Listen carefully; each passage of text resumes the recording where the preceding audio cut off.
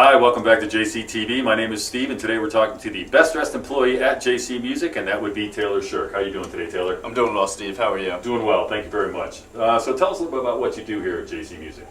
I'm a part of the sales crew here at JC Music, Okay. and I also run the consignment program that we have here. All right. Anybody who comes in that wants to sell one of their items, we put it on consignment here, and they go very quickly. We also do everything we can to sell them on the internet and in the store.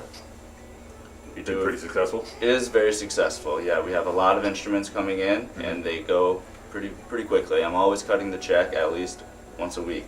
Wow, that's good stuff. Yeah. So I assume working in a music store, you've got a bit of a musical background. Tell us about that. Well, I started playing piano at a very young age. I started with classical training and made my way up to jazz and blues.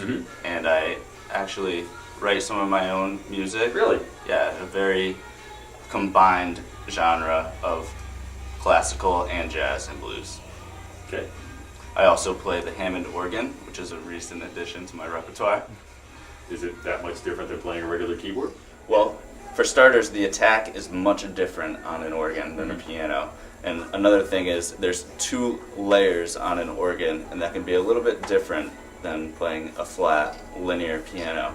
There's also a foot controller that controls the volume, which comes into play with everything that you're moving. Instead of just having your hands linear, you have them stacked, and your foot is controlling the volume.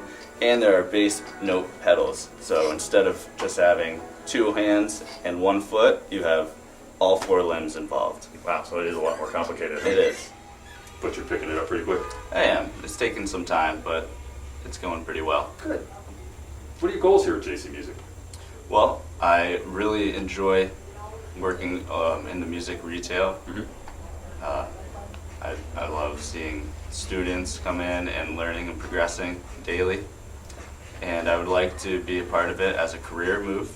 And I would like to learn everything I can about every musical aspect, retail and just knowledge. So I guess part of that was going to the recent NAMM show in Anaheim? Yes, the NAMM show was a great experience. I saw a lot of live music, which was fantastic. I saw Kean Williams play the saxophone, which is a fantastic performance.